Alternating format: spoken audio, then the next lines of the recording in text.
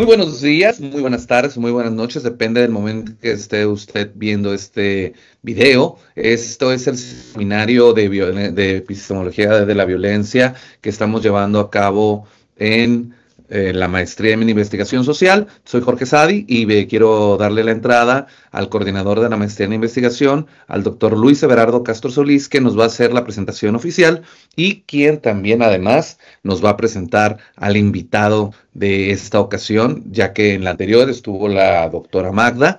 Ahora tenemos otro gran doctor también de la misma envergadura. Doctor Luis, muy buenos días, muchas gracias. Adelante. Muchas gracias, doctor Sadi. Bueno, pues muy bienvenidas y bienvenidos al seminario de violencia que venimos estructurando desde la maestría en investigación social. Recordando el mapa de caminos de este seminario, pues siguiendo una ruta de corte semiótico, lo dividimos en 3 elementos. El primero es la violencia en tanto signo, en tanto código y en tanto elemento de sistema formal, ¿sí? Como es vista desde el espacio jurídico. La segunda fase, ¿verdad?, es la violencia como se expresa en el espacio de fases, es decir, en la, digamos, en la realidad que nos toca atestiguar, la violencia como se presenta en la vida cotidiana. Y un tercer momento es la violencia interpretada, ¿sí? Ya en términos de su carácter estructural en el contexto de la modernidad, ¿sí? En ese sentido, estamos en la primera fase. Ya hemos caminado un poquito en estas definiciones formales de violencia y en estas consideraciones formales sobre la violencia con la doctora Magda, y ahora venimos a remachar y a apuntalar este espacio de conceptualización con la participación del doctor José Luis Leal Espinosa, a quien me voy a permitir introducir, ya pues, catedrático y docente, miembro de nuestro núcleo académico de la maestría en investigación social, lo cual mucho nos honra, ¿sí? El doctor José Luis Leal Espinosa es catedrático investigador titular por posición a tiempo completo, director de la Cátedra Iberoamericana de Estudios Constitucionales de la Universidad Autónoma de Coahuila. Es maestro en Derechos Humanos y doctor en Filosofía con especialidad en Derecho Constitucional y Derechos Fundamentales por la Universidad de Alicante, España. El doctor Leal es especialista en Justicia Constitucional y Argumentación Jurídica por la Universidad de Castilla-La Mancha, España. También es especialista en Metodología de la Comparación Jurídica por la Universidad de Bolonia, Italia. El doctor es subdirector del Instituto de Investigaciones Jurídicas y Parlamentarias del Honorable Congreso del Estado de Coahuila de Zaragoza, y entre otras funciones, ¿verdad? Que, bueno, tiene un currículum extremadamente largo. Dedicaríamos quizá buena parte de la sesión a explorarlo, pero pues, bueno, mejor dejemos que el doctor Leal tome la palabra y nos ilustre con su ponencia el día de hoy. Adelante, doctor Leal, gracias por su participación. Muchísimas gracias, doctor Luis Castro, en su calidad de coordinador de nuestra maestría en investigación social de la hoy Secretaría, ¿no?, de Ciencia, Humanidades, Tecnología e Información. Sirva, por favor, enviar un cordial saludo y mi agradecimiento a todo el núcleo académico básico de la maestría en investigación social, a todos y a todas las colegas que lo integran y que estoy convencido que van a fortalecer y que van a dejar muchos momentos de reflexión en este en este importante observatorio, en esta materia optativa, que a modo de diplomado entiendo que se está llevando como una actividad cocurricular, lo cual me parece muy pertinente, dada la complejidad y sobre todo la transversalidad que nuestra maestría y desde el fenómeno de la investigación social se ha perseguido desde diferentes ópticas, ¿no? Así que para mí es un honor participar el día de hoy y entiendo que el próximo jueves sobre un tema que seguramente mi estimada colega y amiga, la doctora Magda Robles, introdujo desde la perspectiva constitucional o de los derechos humanos, ¿no? Que es la violencia social. Y en este caso, en lo que a mí corresponde en este segmento, desde la perspectiva de la subversión al Estado y obviamente los efectos que esto tiene o los alcances para la democracia, ¿no? Entonces, en primer lugar, asumo que la mayoría de las compañeras, compañeros que nos escuchan, pues son de diferentes áreas del conocimiento social. Sin embargo, de mi perspectiva como jurista de formación, como abogado, y que, digamos, toda mi trayectoria ha oscilado entre el derecho constitucional, los derechos humanos, el sistema parlamentario, que es donde he ejercido más mi experiencia en materia electoral parlamentaria, considero como uno de los principales pivotes de este ejercicio reflexivo, de este tema, el concepto de democracia, ¿no?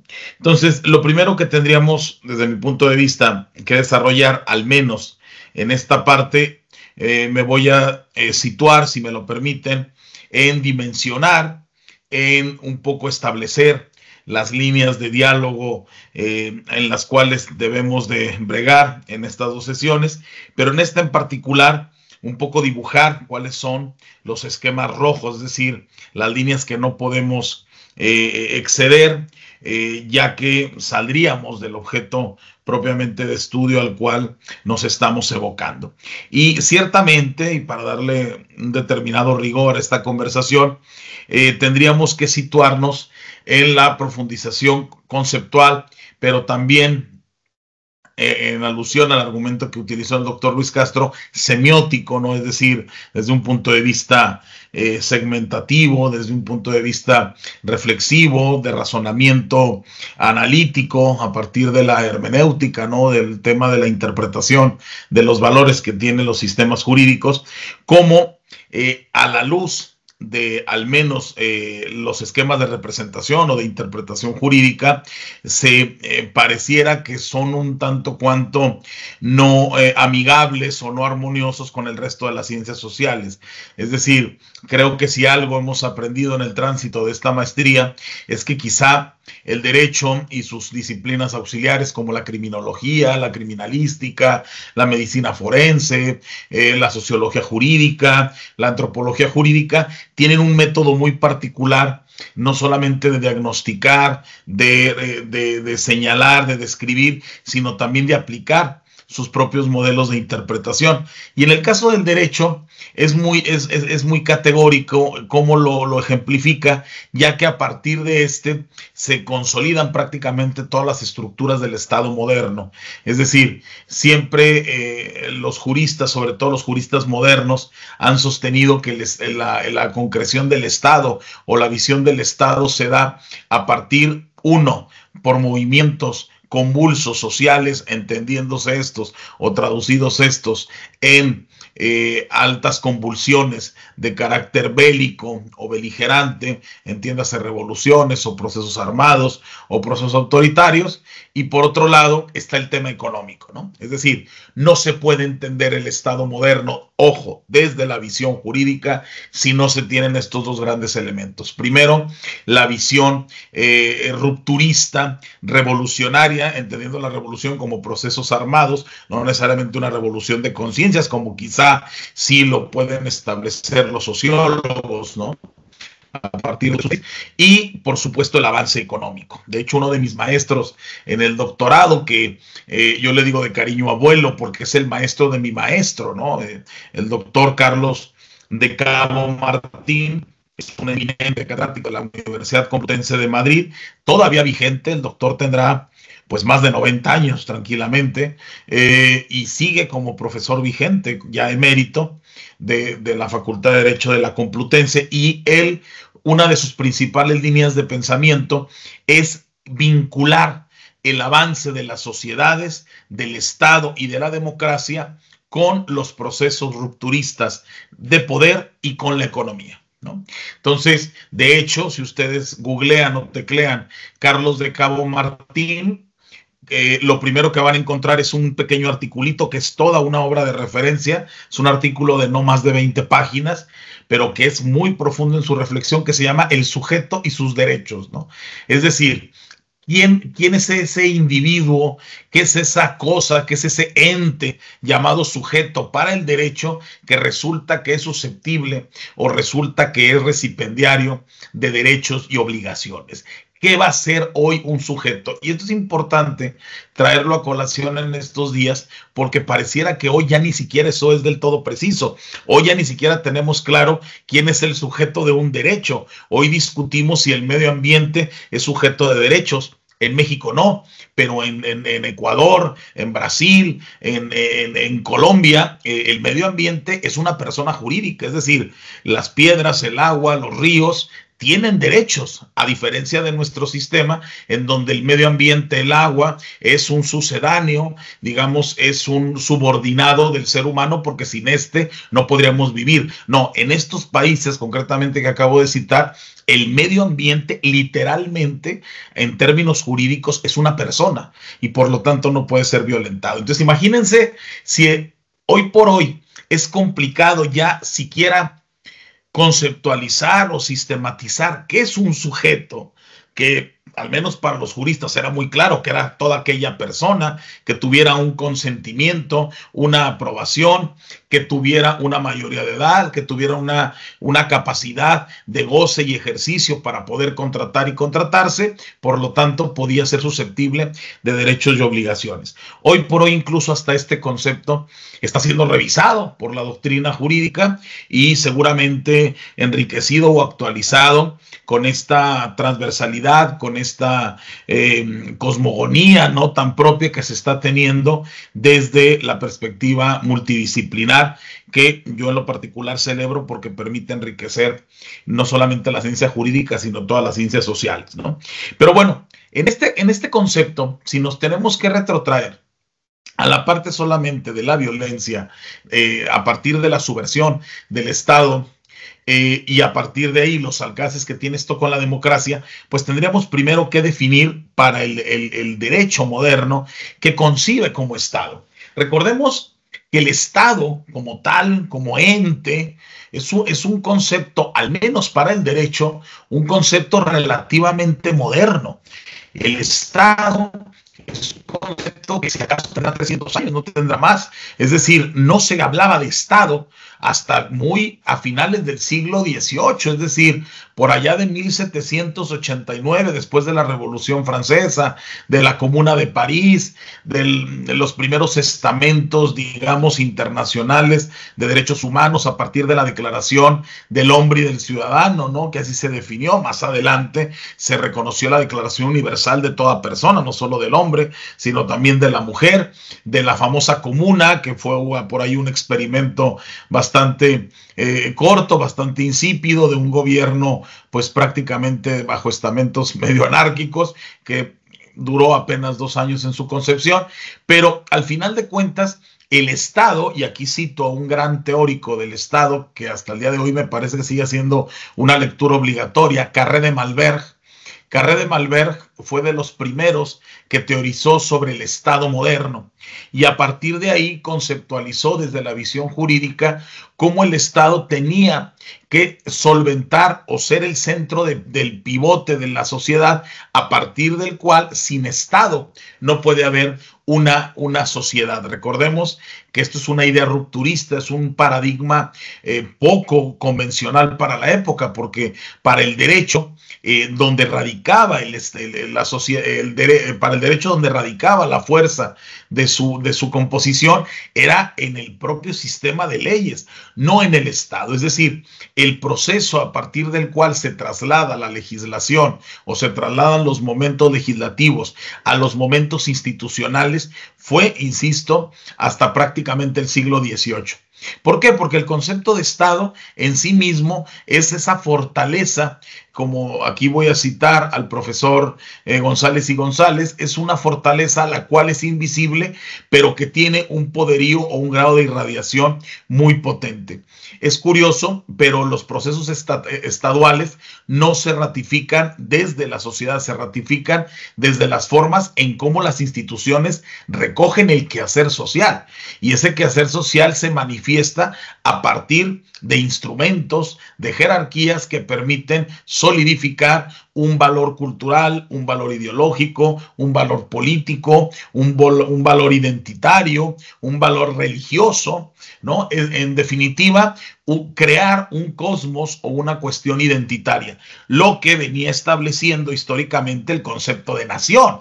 Es decir, el concepto de nación es infinitamente más antiguo que el propio Estado. Incluso en la concepción que nosotros tenemos de la visión de nación, muchos de nosotros, por ejemplo, nos identificamos o muchos de nosotros podemos establecer que somos mexicanos no por una cuestión estatalista, sino por una cuestión nacional, porque la nacionalidad se puede demostrar de múltiples maneras simplemente con asumir las posturas que en ese territorio, en esa comunidad, se erigen como las costumbres o los valores nacionales. En cambio, la visión estatal asume otras tesis mucho más complejas, porque decir que eres del Estado mexicano no es una cuestión nada más de nacimiento o de naturalización, no es abrazar la cultura mexicana, no es abrazar sus colores, sus sabores, sus olores, su gastronomía, su religión, todo lo que comprende el Estado, el concepto de nación, ¿no? Pero el concepto de Estado va más allá, porque es un concepto en el cual será metaconstitucional, es decir, englobará todas las posturas a partir de las cuales definitivamente deberá sostenerse la visión política, económica y por lo tanto democrática. Por lo tanto, el concepto democracia, al menos como se conocía desde los griegos, hasta la visión del Estado fue un parteaguas, es decir, hubo un cambio de paradigma, porque entonces ahora la democracia ya no solo radicaba necesariamente en el gobierno o en el poder que tenía la gente o las mayorías. Se concebía la democracia como esa gobernanza a partir de la cual el poder se ejercía desde el soberano, pero a partir del Estado se entendió que esa democracia tenía que diversificarse. Se entendía que la democracia debería establecerse una especie de compartimentos o de esquemas según las cuales, si no existía controles y contracontroles al poder, difícilmente se iba a poder vivir en democracia. Dicho de otra manera, lo más importante para el Estado era la supervivencia de las instituciones por encima incluso de los delirios, los deseos, las aficiones o las filias que pudieran tener los sujetos y sus derechos, parafraseando, insisto, el artículo del maestro Carlos de Cabo Martín. Por lo tanto, y ojo, todavía no entramos al esquema constitucional. Es decir, la Constitución sale de mucho después del concepto de Estado. ¿Y por qué tengo que hacer estas reflexiones? Porque si necesitamos hablar o de alguna manera justificar el por qué entender la subversión que ha tenido el Estado, la contraviolencia que se ha suscitado en el Estado y por lo tanto sus alcances en la vida democrática, pues primero tendríamos que entender esta visión estatal, ¿no? Por lo tanto, el Estado, insisto y recalco, no solamente se concibe como una idea mucho más abierta de relaciones de poder, sino también cómo ese poder los ciudadanos o las personas de las cívitas lo asumen como una postura de legitimidad. Es decir, el Estado sobrevivirá en la medida que los ciudadanos se adhieren, se suman a estas posturas legislativas, políticas, económicas, identitarias o culturales, siempre y cuando estén reguladas bajo el estamento de este, ¿no? Ahora bien, si debemos entender un poco la perspectiva o cuál debe ser el telos ¿no? La teleología, el punto de vista más de finalidad a alcanzar, es decir, el punto de vista más utópico, el punto de vista más teleológico, es definitivamente la libertad.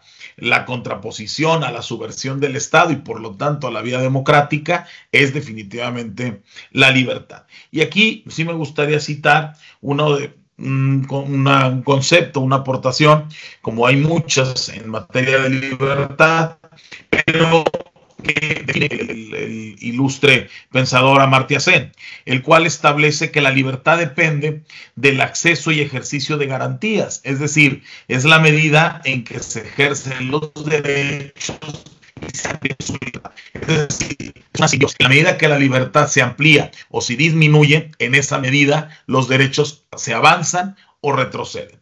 Es prácticamente un binomio. No podemos entender derechos amplios con libertades reducidas, atendiendo que además que la libertad en sí mismo es no solamente una concepción que está basada en los principios generales del derecho, sino es un axioma de cualquier aspiración o cualquier elemento de estudio de cualquier ámbito científico. Bajo esta apreciación o bajo este estudio, el derecho entiende que las visiones libertarias no van a poder de alguna forma tutelarse, no van a poder ejercerse adecuadamente sin una visión claramente objetiva de la norma. Ahora bien, si nos preguntásemos cuál es el punto de medida de la norma y el derecho para poder concebir las libertades, se necesitan unos esquemas de procedimiento. ¿Cuáles son esos esquemas de procedimiento? Los que establecen los propios derechos elementales, o también conocidos como los derechos al mínimo vital. De tal suerte que sin estos derechos, si no se configuran, no se consiguen, no se tutelan, no se protegen estos derechos al mínimo vital, también llamados fundamentales, difícilmente se va a poder desarrollar un Estado democrático. Por lo tanto, la primera reflexión va en torno a tener que estructurar como si esto fuera unas matruscas, ¿no?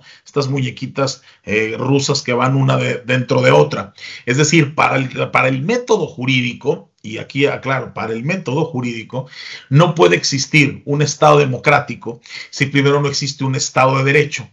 Y no puede haber un Estado de derecho si primero no existe un Estado social. Y si no hay un Estado social, ni siquiera puede concebirse la visión de Estado. Es decir, seguramente desde el punto de vista politológico, antropológico o sociológico, podremos definir o podremos justificar la existencia y el desarrollo del Estado como un ente independiente. Pero para el derecho no es así.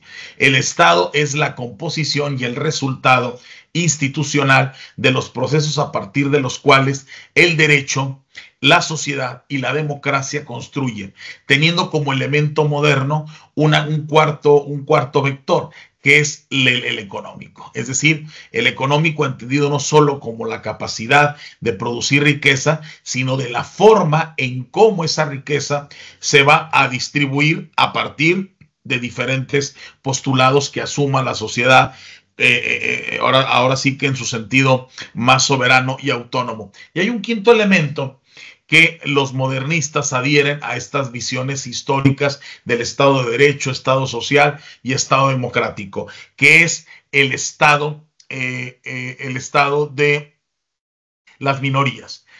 ¿A qué se refiere con las minorías? Hoy por hoy no podemos entender un Estado democrático si no hay un respeto por los derechos de las minorías, por muy minorías que fueran o por muy asiguos, ¿no? Por muy limitados que estas estuviesen. Es decir, si hoy por hoy la democracia se concibe como un organismo fuerte dentro del Estado de Derecho, es porque hay un respeto irrestricto a los poderes soberanos que tienen las minorías. Y esto me lleva a pensar como una primera reflexión o alguna primera justificación del por qué la violencia, retomando el tema que es producto de análisis de este seminario, porque la violencia, al menos en el mundo del derecho, ha aparecido con importante virulencia, porque el Estado de Derecho ha olvidado el respeto de las minorías, o no ha olvidado, pero ahora sí que de manera bastante conveniente no se ha logrado vincular, o no se ha logrado desmontar esta idea de que la democracia no solamente es el poder de las mayorías, sino es el respeto de los derechos de las minorías. Y no por eso nos vamos a olvidar, y se justifica hasta cierto punto la aparición de fenómenos que, bueno, hasta hace unos años deberían haber sido llamados totalitarios, pero ahora parece que hasta ese concepto ha mutado, ¿no? Y se les empieza a llamar perfiles peregrinos, o se les empieza a llamar perfiles mesiánicos, ¿no? En donde el líder carismático, fíjense cómo incluso los conceptos se han rebajado, o se han de alguna manera medio tropicalizado, o se le ha quitado un tanto cuanto de valor de potencia o de imperativo categórico. Los regímenes o los movimientos como los que suceden en Estados Unidos con Trump, como lo que sucedió con Argentina con Milei, como Bolsonaro en Brasil, como Hugo Chávez en Venezuela, digamos los Castro todavía en algún periodo un poco anterior, pero que digamos sigue pareciendo en este modernismo, no se puede responder si no se atendiese a una vulneración sistemática del Estado, ¿no? Es decir, la desaparición del Estado evidentemente no es una cuestión solamente orgánica, sino que la desaparición del Estado va directamente proporcionada a la unificación de los derechos de las minorías. Y cuando estos derechos empiezan a subvertirse o a difuminarse, entonces de una manera esquemática se intenta trasladar el discurso o la narrativa de que no hay adversarios o no hay personas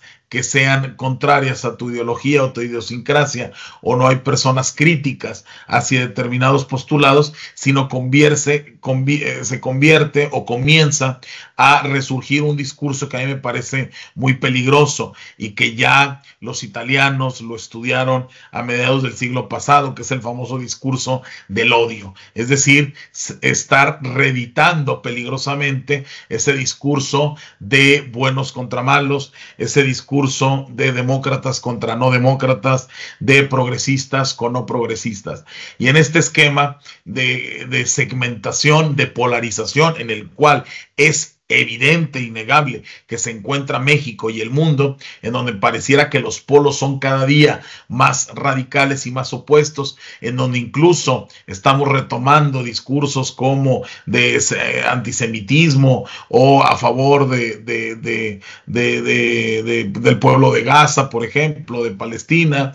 Es decir, estar ante estas posiciones cada día más extremistas, lo que nos lleva a pensar es que los procesos políticos o los liderazgos políticos que van a asumir la toma de decisiones en el mediano y largo plazo, también su discurso va a radicar en estos posicionamientos. Y entonces nos encontramos con escenarios en donde pareciera que cada elección que pasa te encuentras un perfil que dice una tontería o una cuestión radicalmente convulsa o cuestionable o directamente censurable, y pareciera que la sociedad, a mayor insensatez discursiva, pareciera que se adhieren más personas a ese discurso.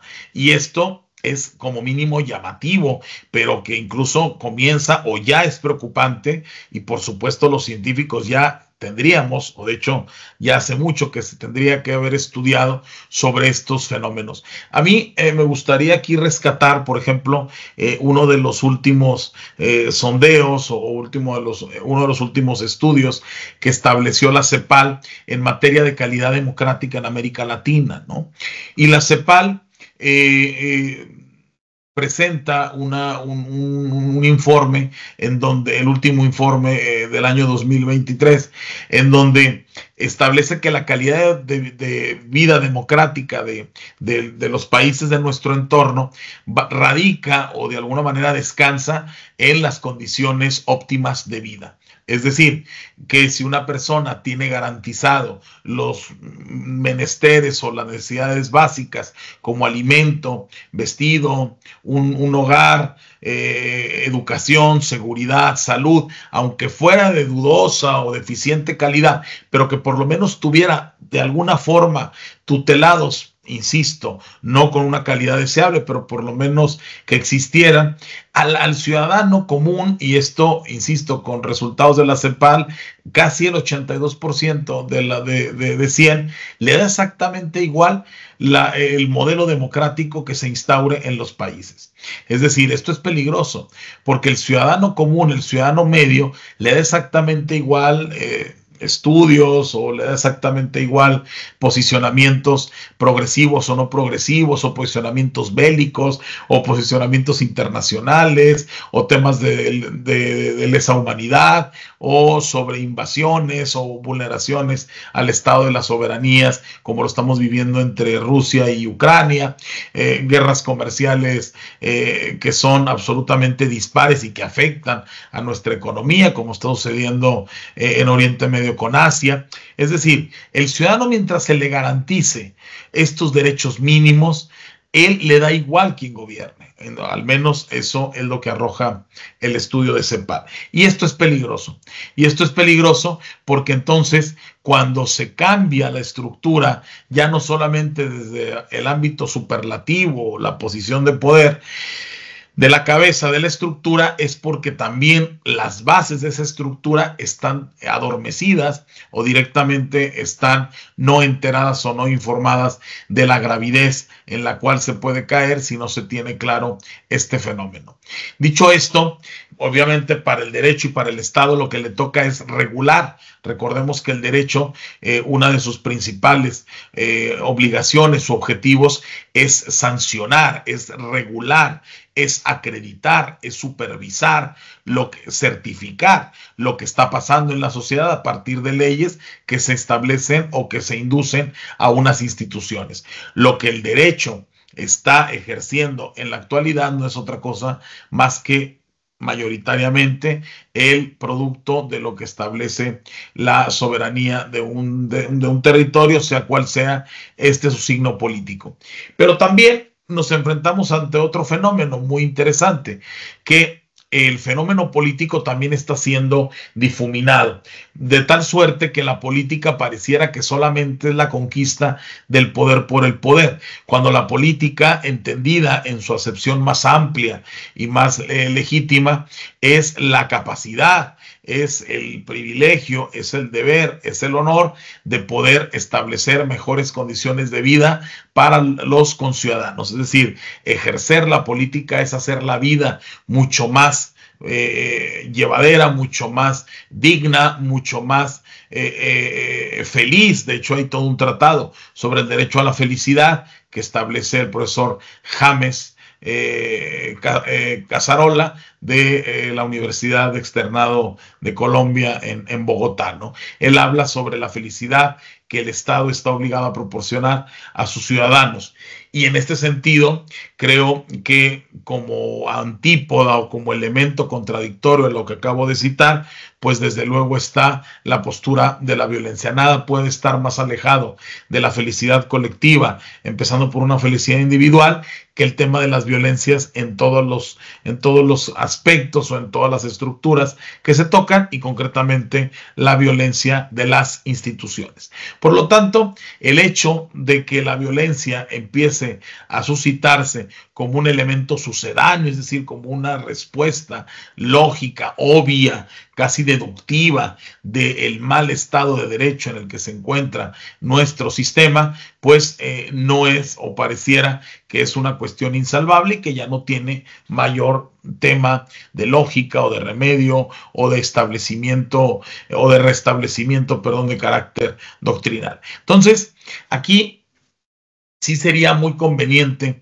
que como uno de los primeros puntos de reflexión es hacia dónde caminan las democracias, que de hecho es todo un tratado. Yo los invito a leer al profesor, por ejemplo, Roberto Gargarella de la Universidad de Buenos Aires, que trabaja mucho estos temas, es decir, hacia dónde o cómo se van estructurando las posturas más amplias del Estado democrático, entendiendo cuando una democracia no es sólida desde su perspectiva institucional. O quizá aquí nos podemos hacer un segundo planteamiento hipotético, una segunda pregunta. ¿Pueden subsistir las democracias sin un Estado de Derecho fuerte? ¿O podremos tener un Estado de Derecho procesalmente hablando sólido sin necesariamente tener una cultura democrática y de legalidad y de cultura de paz y de interdisciplinariedad con los derechos humanos? Aquí es la cuestión y que hasta el día de hoy pareciera que se sigue discutiendo, ¿no? Hace un par de años me invitaron a La Habana, a Cuba, a un congreso sobre derechos humanos y sistemas constitucionales. Entonces yo dije, bueno, esto es un mal chiste, ¿no? O sea, ¿cómo voy a hablar yo de derechos humanos y de estructuras o sistemas constitucionales en un lugar en donde tienen una constitución? Porque hay un libro ahí que se llama Constitución Política, pero eso no es un sistema constitucional. Es decir, el hecho de tener una constitución física con una nomenclatura y con una estructura de derechos no significa que tengas un sistema constitucional vigente. Y el hecho de tener una serie de reglas que permitan las libertades amplias o reducidas de la población no te garantiza el establecer una serie de derechos vigentes o permanentes. Entonces, a veces me parece que cuando hablamos de estos procesos descuidamos un poco la esencia, los principios que inspiraron estos movimientos y nos obsesionamos o nos quedamos muy en el pensamiento de la estructura. Y esto lo establece muy bien el profesor Giovanni Sartori en su libro de la ingeniería constitucional. Dice, imaginemos que la democracia es un gran edificio, ¿no? Un gran edificio que está construyendo pues, un constructor, unos albañiles, unos arquitectos, ¿no? Y que estamos tan obsesionados porque ese edificio sea sólido, sea fuerte, que no se venga abajo, que si tiembla no se colapse, que tenga suficientes sistemas de ventilación, que tenga contrapesos y contrapoderes, que tenga buenos cimientos desde los pilares, que haya buenas cajas de resonancia, en fin. Nos obsesionamos tanto y hace esa comparativa muy padre entre un edificio arquitectónicamente hablando y la democracia, ¿no? Dice, nos obsesionamos tanto con la estructura del edificio que se nos olvida quitar se nos olvida quitar las propias estructuras metálicas, ¿no? O sea, imagínense ustedes un edificio al que no le quitan nunca los andamios. ¿Cómo se va a ver ese edificio, no? Pues puede que sea sólido, pero no es estético y no responde a una necesidad.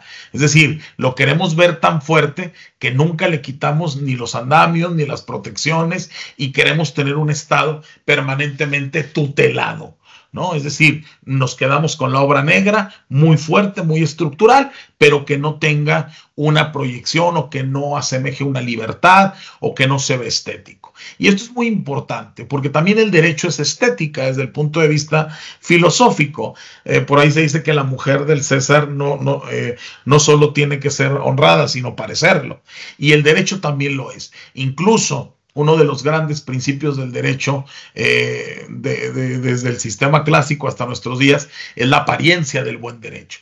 Es decir, el derecho no solo tiene que ser justo, sino parecerlo, ¿sí? Es decir, la apariencia del buen derecho es un principio que se utiliza en los sistemas democráticos para que todo aquello que no regula una ley vigente pueda un intérprete de la misma, entiéndase un juez, entiéndase un operador de derechos humanos, entiéndase un activista, un académico, es decir, utilizar ese dispositivo doctrinal, procesal dentro del derecho para poder irrumpir, corregir, criticar, producir un cambio en una legislación, en una política pública o en un determinado comportamiento propio del sistema jurídico que evoca una presunta vulneración a los derechos de la persona o de la colectividad, ¿no?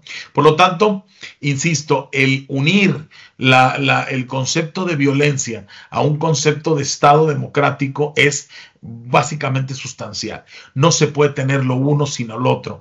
Es una simbiosis. Incluso me atrevería a decir, no sería capaz de atreverme, mejor dicho, a decir cuál es primero, porque de alguna manera las bases en las que descansa, reitero, la democracia hasta nuestros días, los días modernos, no tiene nada que ver con los principios democráticos a los cuales aludieron los conceptos griegos o los primeros conceptos de la democracia, de los diálogos, de esta dicotomía que planteaba Hobbes o Jean-Jacques Rousseau, ¿no? Entre que el hombre es bueno o malo por naturaleza, sino que el derecho no regula las intenciones, sino que regula los comportamientos externos. Es decir, para el derecho no importa lo que se haya preconcebido si ese no se ha actuado de manera física o externa.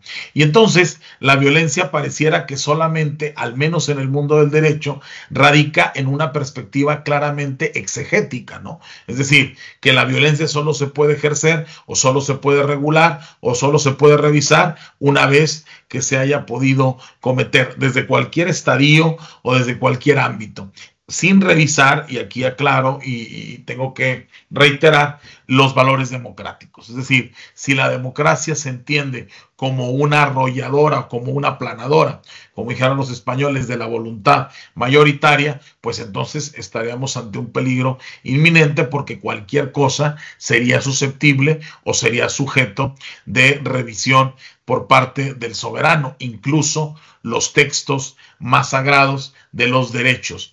Aquí me gustaría citar, por ejemplo, al profesor Luigi Ferrajoli, cuando en su tratado del Principia Juris, que lo integran 3 grandes tomos, que es la teoría del derecho, la teoría de la democracia y la teoría del Estado. Cuando analizamos esos 3 libros o esas 3 publicaciones que se aglutinan en el Principia Juris, el profesor Ferrajoli es categórico cuando establece que no se puede hablar definitivamente de derechos que puedan presuntamente ser conculcados o ser denostados por mucho que lo tuviese una mayoría, si esos derechos primero no son revisados bajo el tamiz del control constitucional. ¿Y quién tiene el control constitucional? Los contrapesos del Estado, es decir, las instituciones como el Poder Judicial o el Poder Legislativo, para intentar un poco nivelar o equilibrar la balanza del sistema.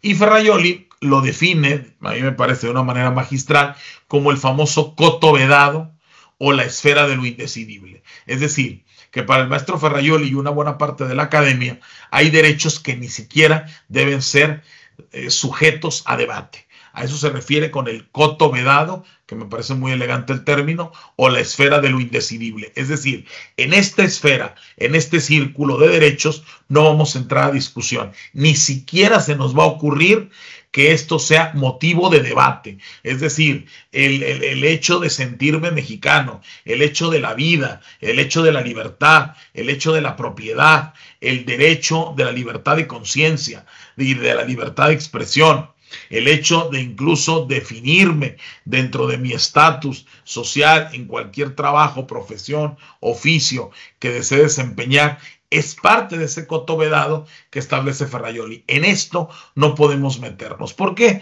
Porque son elementos que pondrían sistemáticamente en jaque o en peligro al Estado democrático que se instaura en esa institución, sea un municipio, sea un estado, sea la universidad, sea cualquier órgano que tenga una revisión de poder. Y claro, porque esta visión que establece el mismo Ferrajoli para muchos es una visión conservadora. Para una visión más progresista de los sistemas de estructura del Estado, pues lo ideal o lo lógico sería que ese modelo esté revisándose constantemente y que sea la sociedad en turno o la coyuntura en turno la que tendría que invocar, tendría que ampliar, tendría que derogar, tendría que aprobar una serie de normas que considere que van de acuerdo a su tiempo.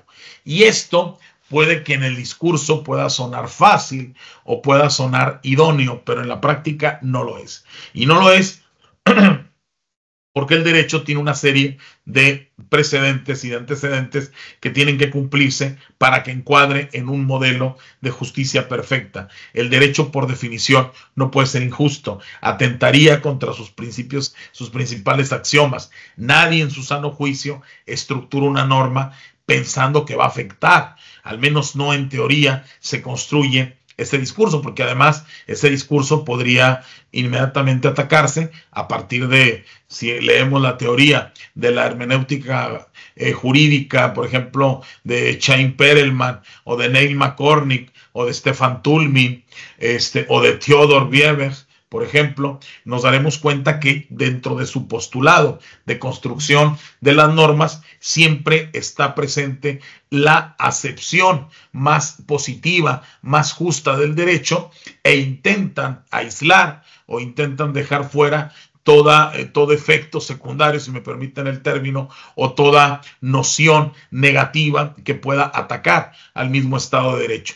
Pero, y aquí me gustaría entrar a este punto de debate, ¿no? El profesor Gargarella, que es un sociólogo, pero también es un jurista, es uno de los grandes teóricos argentinos de la teoría del Estado, de la teoría social, de la teoría democrática. Él, en sus postulados, tuve la posibilidad, digo, yo al doctor Gargarella lo sigo desde hace muchos años, en sus libros, sus videos, tuve la posibilidad de conocerlo en Bolivia hace unos años, en el año 2019, en un congreso en Santa Cruz de Bolivia, y ahí, de estas cosas que te da la vida, ¿no? Entré a un sushi y estaba sentado él solo, y pues dije, de aquí soy, me le emparejé, le dije, ¿puedo comer con usted? Y la verdad, una conversación deliciosa la que tuve con el doctor Gargarella. Y Gargarella, él siempre ha defendido la postura, que a mí me parece hasta cierto punto irresponsable para la estructura jurídica tradicional, que el Estado tiene que defenderse a sí mismo a partir de una voluntad política. Y ahí, yo respetando mucho al doctor Gargarella, el sushi casi se me atraganta, ¿no? Porque esto rompe con un esquema, al menos muy ortodoxo, que yo siempre me he formado en el derecho. Es decir, yo no puedo concebir una actividad del Estado, de la democracia, que no esté regulado por el derecho, por el positivismo. Y él dice, no, es que el Estado de Derecho, para poder ser vigente, necesita de una voluntad política. Entonces, claro, yo ahí casi convulsiono, porque digo, entonces, prácticamente el Estado de Derecho será si la política lo quiere, entendiendo la política con mayúsculas, no la política que a veces conocemos. Dice, es que el Estado, si no quiere ser democrático, no lo va a hacer, por muchos controles constitucionales, por muchos controles de derechos humanos, por muchas instituciones judiciales que se tengan. Si no se quiere, no se va a hacer. Y pongo un ejemplo, yo sé que ustedes, algunas o la mayoría no son abogadas, pero todas seguramente y todos han estado escuchando sobre este tema que está muy de moda, la famosa reforma judicial, ¿no?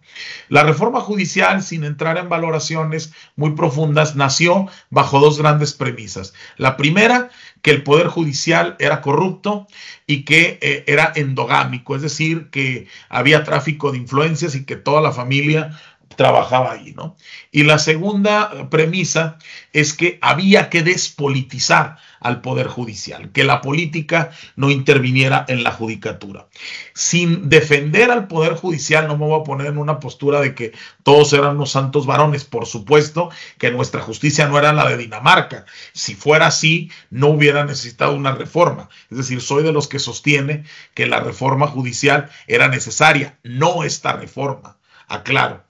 Yo lo que considero es que aprovecharon el mal momento de la justicia en México para hacer una barredora. Si me permiten el término, claro que el árbol de la justicia tenía que haber sido podado, pero no cortado. O sea, no sé si me explico. Es decir, aprovecharon una plaga que en verdad existe en la judicatura para, me parece, desde mi punto de vista, habrá que darle tiempo y espero estar equivocado unos años, pero creo que va a ir a peor de lo que estaba. ¿Por qué? Porque partiendo de la segunda premisa, de despolitizar a la judicatura. Si ustedes ven las listas de candidatos que han salido, el 70-80% son políticos.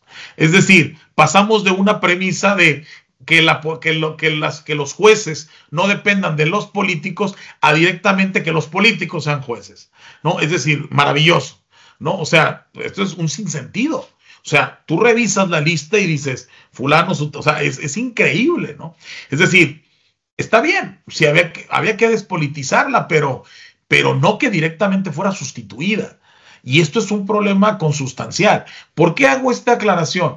Porque la violencia en un Estado de Derecho lo va a hacer en la medida en que sus instituciones no sean fuertes. Y si las instituciones de alguna forma no se esclarecen o no tienen un pivote permanente en algo que la justicia nunca debe perder, que es la imparcialidad, y que se supone que debe atender a las causas más nobles y no a los intereses particulares o de grupo, entonces la violencia seguirá, ¿no? Esto lo discutía con un colega sociólogo de la Autónoma Metropolitana de la Ciudad de México. Le dije, a ver, algo pasó en este país para que a una persona a plena luz del día, a las 3 de la tarde, en un semáforo, te puedan quitar tu vehículo a punta de pistola y que nadie diga nada y que nadie haga nada. Es decir, para haber llegado a ese momento, esto no fue por ósmosis, no fue por generación espontánea, no fue por una transmisión casi espacial. Para llegar a este momento, para llegar a institucionalizar, y esto, permítanme que lo mencione, no lo hago con una crítica negativa, pero sí positiva. El hecho de que en México tengamos instituciones que se encarguen de búsqueda de personas, que eso es muy necesario, pero que no debería ser. O sea, que un Estado dedique presupuestos, tanto financieros como humanos, como recursos, como estructuras, para buscar personas que el Estado es responsable, ya sea que haberlas desaparecido directa o indirectamente, porque como máximo responsable, él también tiene una complicidad según todos los organismos internacionales. Entonces, para llegar a este momento, esto no pudo haber sido de la noche a la mañana. Tuvo que haber transitado muchos años y muchas generaciones de subversión, de laceración, de estar carcomiendo sistemáticamente la norma. Es decir, ¿qué tanto es tantito? Si me permiten el término mexicano, al cabo no se nota. Total, si violamos, vamos a violar poquito. Como dijera un prócer alcalde, sí robé, pero poquito. En fin, para poder llegar a estos momentos, estos niveles, tuvo que haber sistematizado o se tuvo que haber estructurado toda una forma de pensamiento a partir de la cual difícilmente el Estado no podía haber respondido ante determinadas exigencias. Dicho lo cual, cuando tú empiezas a hacer estos análisis comparados con otros estados o con otros territorios, obviamente, del extranjero, te das cuenta los niveles en cómo se asemeja o cómo se acentúa aún más estas divergencias. No podemos comparar, por ejemplo, el sistema de desaparición que tenemos en México, no lo podemos comparar con el que tiene España, porque España tiene desaparecidos, pero tiene desaparecidos por una cuestión política, por una cuestión identitaria, por una cuestión soberanista. En México es una cuestión de seguridad, de delincuencia, de falta de oportunidades. Hay otras tesis en las que descansan en México y por lo tanto no puedes comparar esos modelos y no puedes hacer esta sistematización a menos de que entres a un estudio de sistemas complejos y entres a un análisis propio de, por ejemplo, lo que hacen ustedes en la maestría, de poder instaurar o poder razonar medianamente de acuerdo o lógicamente el sistema de método social, ¿no? Pero en este esquema, o al menos en esta visión que tiene el derecho, no necesariamente la democracia vive en la medida que los procesos funcionan desde sus estamentos más básicos, como las elecciones o como los procesos que se tienen en las instituciones de carácter electoral. De hecho, debo decir que México es el país de toda América Latina que más dinero invierte no quiero decir que gasta, pero sí que invierte en temas electorales. Es decir, somos el único país de América que tenemos instituciones electorales permanentes. Es decir, si ustedes revisan otros países, se darán cuenta que no hay tribunales ni hay OPLES electorales permanentes. Se instauran y funcionan cuando hay proceso, y cuando termina el proceso se desvincula, ¿no? Se deshace el colegio electoral. Es decir, el hecho de tener una serie de sistematizaciones que intenten priorizar desde los presupuestos a la democracia no necesariamente garantiza una vida democrática. Y al menos este es el primer punto en el que yo me topo desde el punto de la metodología de la investigación social, con unas pocas respuestas o nulas respuestas. Es decir, todo aquello que está fuera de la norma no necesariamente se regula dentro del Estado. Y si el Estado lo observa desde los procesos sociales, entonces esos procesos no son del todo vigilados y necesariamente alguien tendrá que asumir esas tesis sociales que se traducen en violencia. Como ustedes saben, las sociedades no funcionan como la física. Es decir, aquí no hay la teoría de la nada, no hay la teoría del vacío. Todos los vacíos, entre comillas, que puede haber en la sociedad serán llenados, serán ocupados por otros vectores de poder, poder no legítimo, poder real o poder de grupo. Y aquí es donde entran temas como la delincuencia, temas como los procesos armados, temas como los paramilitares o los paraejércitos, los grupos guerrilleros. Entran incluso instituciones que en los años 70, 80 y 90 en México tuvieron un gran auge y una gran participación, como incluso fueron los sectores religiosos. Si ustedes van a San Cristóbal de las Casas, a Ocosingo, a todas esas localidades de Chiapas, se darán cuenta que los seminarios desde entonces no son ocupados por seminaristas, son ocupados por grupos que, más allá de que tengan la razón o no, se preparan para un constante choque y conflicto con el Estado. Es decir, esta especie de tesis guerra civilista, un poco en calma, un poco aparejada, un poco, entre comillas, desactivada, pero que sigue latente, que el conflicto sabemos que está ahí y que en cualquier momento, cualquier acción o cualquier cerilla puede prender la pradera, ¿no? Y en este sentido, el Estado democrático no está preparado para enfrentarse, al menos desde mi muy particular y humilde punto de vista, no estamos preparados para hacer frente ante estas tesis. Y esto definitivamente es no solo preocupante, sino además es lacerante para una generación que son ustedes y los que siguen, que quizá no han visto las bondades de la socialdemocracia avanzada. Es decir, hemos llegado a unos supuestos de extremo en el cual se han hasta difuminado los procesos políticos en los cuales descansan las tesis más más identitarias. Es decir, hoy por hoy incluso ya no sabemos qué es de izquierda, qué es de derecha, qué es conservador, qué es progresista, porque hemos llegado a niveles, no solo en México, sino prácticamente en los procesos democráticos de nuestro entorno, en donde hay la conquista del poder por el poder es lo más importante, y que fuera de ahí las formas en cómo se logren estas tesis son absolutamente irrelevantes. Desde luego entiendo que este es un seminario y me gustaría tener también, por supuesto, un diálogo con todas y con todos ustedes, con lo cual iré cerrando un poco esta primera parte de intervención.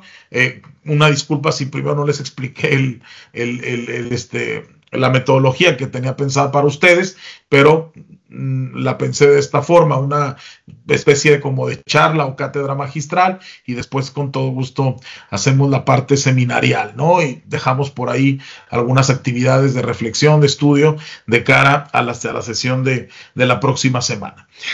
Si me permiten unos últimos minutos para concluir esta primera parte. ¿Cuál entonces deberían ser los modelos, al menos, hacia los modelos según los cuales pudiera la democracia constitucional y de derechos fundamentales ir construyendo desde la visión del Estado moderno, o al menos la visión del Estado como se tiene en la actualidad, ir construyendo ejercicios de valor o instrumentos de valor de tal suerte que no se subvierta de una manera al menos no tan endeble como existe en nuestros días los procesos más segmentados de la sociedad, sobre todo tomando en consideración que estamos ante una sociedad cada día más tecnificada, una sociedad más compleja, una sociedad en donde incluso está más segregada, en donde pareciera un oxímoro, ¿no? El hecho de que precisamente fue la democracia la que permitió una serie, la democracia moderna, una serie de grupos y de legitimizar, esquemas y estructuras de poder, y al mismo tiempo que estructuró esquemas de poder individualizados o de grupos pequeños, lo que hizo, yo no sé si de manera consciente o inconsciente, que eso los sociólogos y los politólogos tendrán que explicarlo, para nosotros los juristas está muy claro: en la medida que se destructura y en la medida en que se hace una desafección a conceptos mucho más consolidados, como por ejemplo fueron las tecnocracias, como fueron las sociales democracias del siglo XX, y fueron creándose grupos y subgrupos de personas que cada uno tenía sus propios intereses y sus propias visiones de la vida, lo que vino a definir es, por un lado, una complejidad para el derecho cada día más difícil, más dura, para poder otorgar normas que les permitan una forma de vida, una forma de entender no solo la vida, sino incluso justificar su forma en la cual ustedes reaccionaban, o esos grupos, ante la misma sociedad. Es decir, al derecho le toca cada día una tarea más compleja. ¿Cómo va a normar una sociedad que está cada día más segmentada, más estructurada, mucho más compleja, en donde cada día crecen nuevas formas de entendimiento de la felicidad, de la dignidad, de los medios de expresión, de los medios de libertad, de los medios patrimoniales? Hoy por hoy en la mañana, muy temprano, tengo... esto es una cuestión de edad, ¿no? Cada día me despierto más temprano y sigo siendo muy fanático de ver las noticias en España. Vivía ya 10 años, entonces me quedé un poco con esa afición de seguir viendo las noticias de por allá, y me levanto a las 4 o 5 de la mañana a ver noticias en aquel país. Y hoy por hoy en la mañana el Congreso de España estaba discutiendo una iniciativa de ley en donde unos defienden a los ocupas de las viviendas como víctimas. O sea, no quiero aquí, dar una carga emotiva a ninguna de las partes, como decimos los abogados, pero imagínense ustedes, para casi la mitad, porque debo decir que en España el gobierno lo sostiene un diputado, es decir, el partido que gobierna tiene un diputado más que la oposición. Entonces, un diputado es la diferencia entre el gobierno y la oposición. Imagínense cómo está la efervescencia política en aquellos lados. Bueno, pues la mitad del Parlamento sostiene que las personas que entran a viviendas que no son suyas y que las ocupan de manera ilegal son víctimas del sistema, porque el sistema no les provee una vivienda y por lo tanto no deben ir a la cárcel. En definitiva, hay que despenalizar la ocupación ilegal. Por otro lado, está la otra visión que dice: oye, espérame, eso es una violencia al principio de libertad patrimonial, es una violación al derecho patrimonial. Una persona no se le puede quitar su casa por el hecho de que otra persona no la tenga. Bueno, eso hoy en día está pasando en un país de primer mundo, que están discutiendo quién es la víctima. ¿El que ocupa una casa por no tenerla? Porque para esto las facturas de agua, luz las sigue pagando el legítimo tenedor o propietario, o las personas a las cuales fueron despojadas. Entonces, imagínense la complejidad para el derecho, cómo va a regular, porque no dudo que muchas de estas personas que ocupan una casa están en una situación verdaderamente lamentable o desesperada, pero muchos otros entran porque además ya están ocupando casas, no crean que pequeños departamentos tipo Infonavit, no, se meten a casas chalet, a casas de campo, se meten ya a grandes mansiones, o sea, ya han diversificado mucho, y ellos dicen que tienen derecho y que es su dignidad, ¿no? Y que por lo tanto el Estado tendría que regular esos posicionamientos. Y por otro lado está la otra perspectiva, ¿no? Es decir, imagínense el derecho lo que tiene que hacer para poder regular estas situaciones, y esto desde luego que genera violencia. Genera violencia porque esto está intrínsecamente relacionado en la sociedad, ¿no? Entonces, a partir de estas tesis o a partir de estos modelos, necesitamos entender que para que exista un núcleo, un nudo de contención entre la violencia y el Estado de Derecho, necesariamente la democracia tiene que jugar un papel determinante, pero no una democracia simplemente instrumental, sino una democracia que permee en todas las latitudes y a partir de los procesos más amplios, atendiendo las necesidades, sí, de la mayoría, pero sin descuidar las valoraciones minoritarias, de tal suerte que se pueda aquí hacer la máxima que estableció en su momento Ulpiano, que decía que la justicia como tal es la voluntad constante y perpetua de dar a cada quien lo que merece. Bien, esta es una primera parte que quería compartir con ustedes, y por supuesto quedo atento a sus críticas, preguntas, cuestionamientos con mucho gusto, y si los organizadores de este seminario no disponen lo contrario, pues me encantaría tener una reflexión directa con todas y con todos ustedes. Muchas gracias. Por supuesto, doctor Leal, le damos un aplauso virtual al doctor Leal, o se puede abrir sus micrófonos y hacerlo, por esta maravillosa cátedra que nos pone a pensar precisamente desde qué es el Estado, cómo se constituye y quiénes son los sujetos de derecho, porque digo, si en México una piedra tuviera derechos y la aviento, podría ser motivo de sanción, no sé, yéndonos a los extremos, y nos pone a pensar en que la violencia es algo tan complejo que el propio derecho necesita diversificar su acercamiento. Entonces, sin meterme yo más en cosas que no son mi especialidad, dejo a los estudiantes y a los docentes que están presentes la opción de levantar la mano física o virtualmente para que puedan hacer las preguntas pertinentes que consideren para el doctor José Luis Leal. Voy a poner la vista en galería para que nos podamos ver todos. Adelante.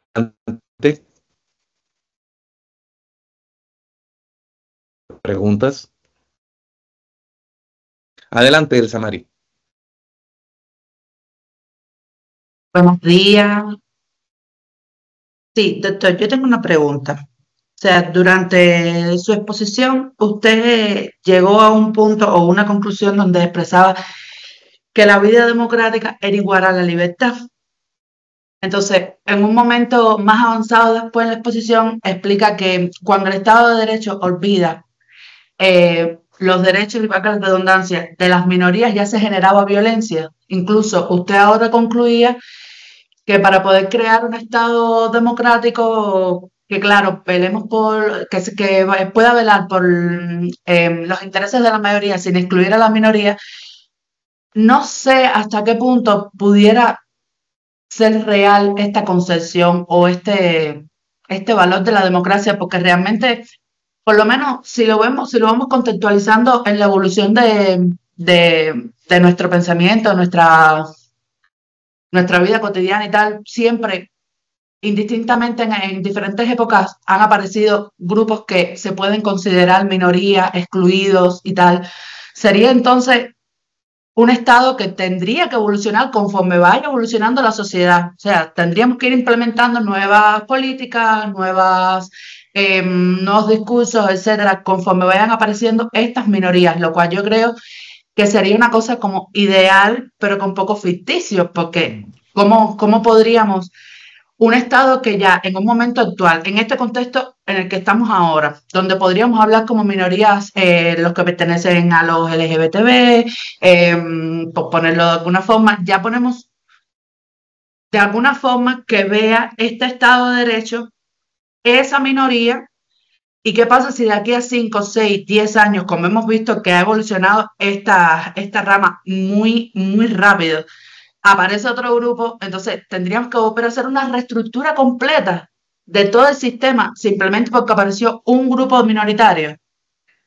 Me parece que es como que muy difícil o muy, muy ficticio que se pueda hacer durante tan poco tiempo, implementar medidas para incluir nuevos grupos que puedan ir apareciendo durante va evolucionando la historia, como ha sugerido o como se ha visto actualmente. Bien, muchas gracias, Elsa Mari. Mira, estoy de acuerdo con el postulado principal que haces. Sin embargo, aquí me gustaría hacer dos precisiones. Ahora sí que, como decía Galeano, ¿no? Busquemos lo imposible. Igual no lo logramos, pero vamos en el camino, ¿no? El problema con el del Estado de Derecho, como cualquier otra ciencia, pues los resultados no son inmediatos, menos en ciencias sociales, ¿no? Yo siempre critico a los sociólogos y lo platico por ejemplo, con Mariana, que es mi asistente, y le digo, es que ustedes son la única ciencia social que yo conozco que utilizan método científico puro y quieren a partir de ese método resultados cuando tú no puedes estar valorando sistemáticamente el comportamiento de las personas, ¿no? Es decir, si se fija, la sociología es la única que dice, vamos a hacer métodos cuantitativos y se queda tan tranquila, ¿no? Al menos el derecho no es tan pretencioso, es más cualitativo, más de diagnóstico, ¿no? Pero bueno, en este punto que tú mencionas, te pongo también otro caso que está pasando en México y en Inglaterra. Hoy por hoy en Reino Unido hay un grupo, un colectivo muy importante de personas que en su momento la legislación británica les permitió que a partir de los 12 años podían hormonarse de manera libre. Y de hecho, sin ningún tipo de control, es decir, no necesitaban ni la aprobación de los padres ni de los médicos, bastaba con un certificado de un psicólogo privado, psicólogo, no, ni siquiera psiquiatra, psicólogo privado para decir que esa persona estaba en condiciones y poder hormonarse para cambio de sexo. Eso está bien. El punto es que ahora un gran número de esas personas que hace 20 años lo hicieron, 15 años, están demandando de manera civil al Estado británico, por irresponsable, porque dice que cómo se les ocurrió al Estado permitirle a menores de 12 años hacer con su cuerpo lo que quisieran. Entonces, aquí me llama mucho la atención que por ejemplo, para los que fumamos, ¿no? ¿Queremos más o menos Estado?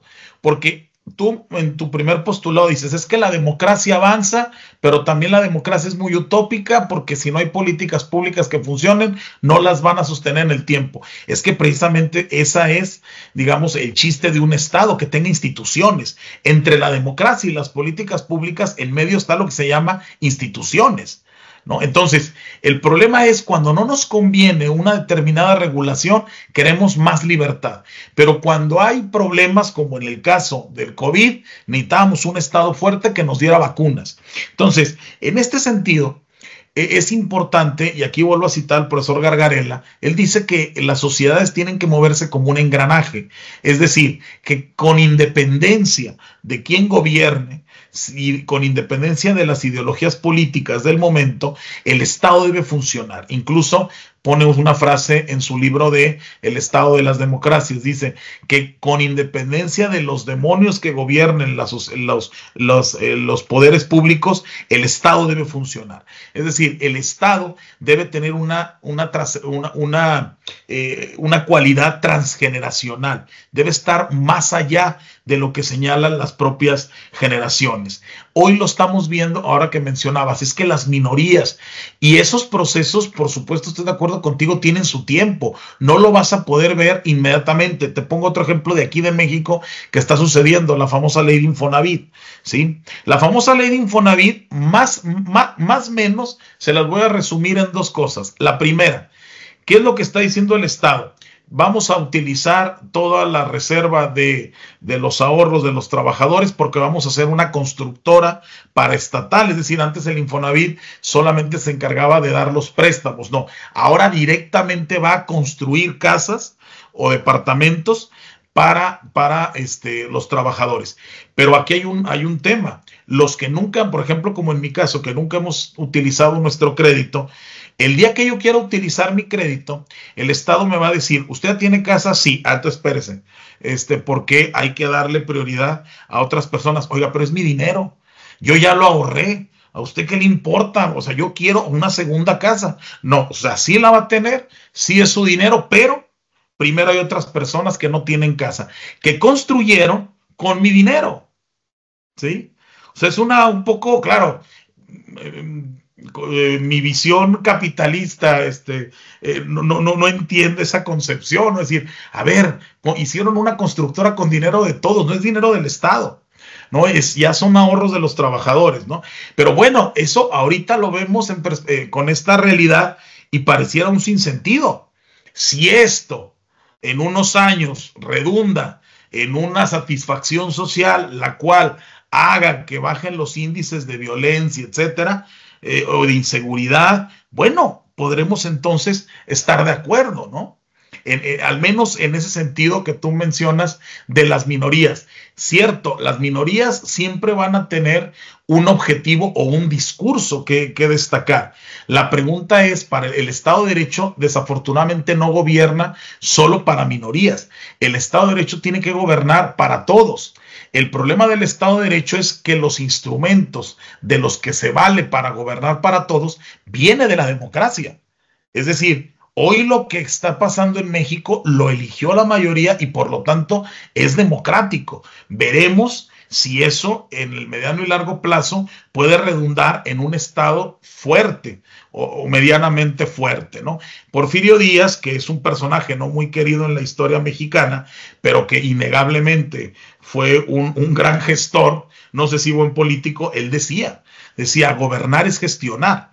Claro, cuando tienes una visión solo de gestión y no política, puede pasar estas cosas, ¿no? Sin embargo, al final de cuentas, la sociedad lo único que va a establecer son vías de solución para que en un momento dado el Estado pueda comprometerse a mejorar las condiciones de todos, no solamente de las minorías. Y concluyo nada más así brevemente por lo que mencionas de las utopías. Las instituciones fuertes, más allá de las utopías, lo que tienen es un establecimiento muy claro del Estado de Derecho, ¿no? Es decir, que, por ejemplo, cito, si hay una sociedad que es fuerte, creo yo, en estos modelos instrumentales, es Alemania. Alemania, hace unos 8 años, la canciller Merkel dice, así, sin maquillar las palabras, en el Parlamento, en el Bundestag alemán, dice, a ver, ya hemos perdido la actual generación. O sea, es decir, la generación más o menos mía, la de los 30 y algo, 40 y algo, por ahí. Dice, esta generación ya la perdimos, esta generación ya va a vivir de manera precaria, aspiran a ser mileuristas, lo que es el término que se usa mucho en Europa, es decir, llegar a los 1,000 euros de sueldo, van a tener condiciones paupérrimas para poder tener una vivienda, es decir, ahora sí que sea el colapso del sistema capitalista, sea la sobrepoblación, sea lo que tú quieras, pero ya se perdió. ¿Qué vamos a hacer por la próxima generación? Es decir, es una visión bastante ruda, bastante cruda, pero los alemanes dicen, chavos, ahora sí que los chavorrucos como Miguelito, pues ahí que sus papás, pónganse al cultivo del banano, no sé, hagan algo, pero con ustedes ya no hay nada, ¿no? O sea, hay que trabajar por las generaciones que vienen después de ustedes. Esto obviamente el Estado de Derecho no lo puede hacer. Evidentemente, el Estado de Derecho tiene que velar siempre, incluso a pesar de la misma sociedad. El problema es qué tanto poder le damos a las decisiones políticas de ese gobierno que pueda instaurar un modelo de Estado fuerte. Es ahí la gran dicotomía. Y de hecho, la próxima sesión voy a aterrizar todos estos conceptos que, una disculpa, sé que a veces son medio complejos. He intentado ser muy didáctico en su explicación, espero haberlo conseguido, aunque sea parcialmente, pero la próxima sesión les voy a traer ya casos muy particulares de donde podremos observar cómo el Estado de Derecho y el Estado democrático no necesariamente genera una estabilidad que permita hacer de la violencia un instrumento aislado o incluso una sesión continua que pareciera que ya esa violencia vive en la misma sociedad, ¿no? Lo que nos llevaría a explicar por qué en Sinaloa, que hoy no se puede ni siquiera entrar, la gente sigue organizando manifestaciones, peregrinaciones, misas por las personas que se dedican al narcotráfico, ¿no? O sea, eso ya es un poco más hasta de psicología social. O sea, algo tiene que pasar en esas regiones para que, pese a la vulneración del Estado, la gente todavía siga pensando que es parte de su idiosincrasia ese modelo de vida. No sé, el Samario, perdón, si llegué a contestar o salió peor. Sí le contestaste. Doctor, levantó la mano el doctor Luis y también Laura. No sé si el doctor Luis quiera continuar o si le cedemos el paso a Laura. Laura, entonces, o doctor. Pues cedo, sí, adelante, doctor. a Laura y ahorita hablo. ¿Le cedes? Ah, ok. Muy bien, Laura Patricia, adelante, por favor. Ah, y ahorita yo les comento algo del Infonavit. Sí, bueno, me pareció muy interesante su charla, doctor. Me recordó mis clases de teoría del Estado, de teoría de la democracia. Entonces, ahorita tratando de trasladarlo un poco como al contexto actual mexicano, pues usted comentaba el tema de la reforma judicial. Yo también estaba o sigo muy preocupada y también espero estar equivocándome en un futuro fracaso con esa reforma. También creo que era algo necesario de fortalecer, más que, digo, yo considero que incluso con esta reforma en muchos aspectos debilitamos al Poder Judicial. Y justo ahí va como mi preocupación en esta reforma, porque siento que en un sistema en el que tenemos que ver o tener contrapesos políticos para no ceder el poder total a un solo sector, es importante tener un sistema judicial fortalecido. Pero también considero que, por otro lado, el actual gobierno en turno también ha impulsado como otro tipo de proyectos que quitan o bajan esos contrapesos, ¿no?